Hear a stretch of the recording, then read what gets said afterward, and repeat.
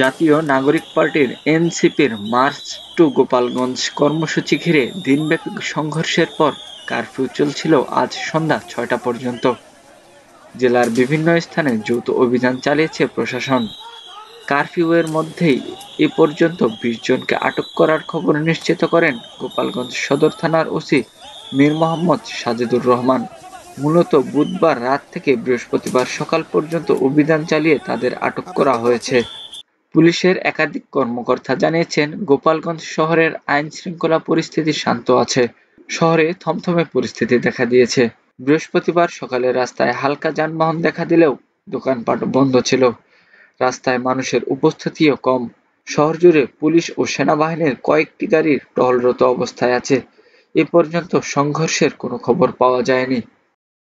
এদিকে বুধবার সংঘর্ষের কারণে অন্তত ৪ জনের মৃত্যু হয়েছে। গোপালগঞ্জের জেনারেল হাসপাতালের ডাক্তার এ খবর জানিয়েছেন। তাদের শরীরে আঘাতের চিহ্ন রয়েছে বলে নিশ্চিত করেন তিনি। বাংলাদেশ পুলিশ জানায়, পরিস্থিতি নিয়ন্ত্রণে প্রাণঘাতী অস্ত্র ব্যবহার করেনি পুলিশ। করার চেষ্টা করছি পুরো জিনিসটা আবার আরো পুরোপুরি নিয়ন্ত্রণে আনতে। এখনো পিচ ব্যাটল চলতেছে তো, কিন্তু আমরা তো লিথাল কোনো কিছু ইউজ করছি না, কাজে আমাদেরকে একটু সময় লাগছে। তবে ঘটনাস্থল থেকে নেওয়া ভিডিওতে দেখা যায় পুলিশ ও সেনাবাহিনী গুলি চালিয়েছেন।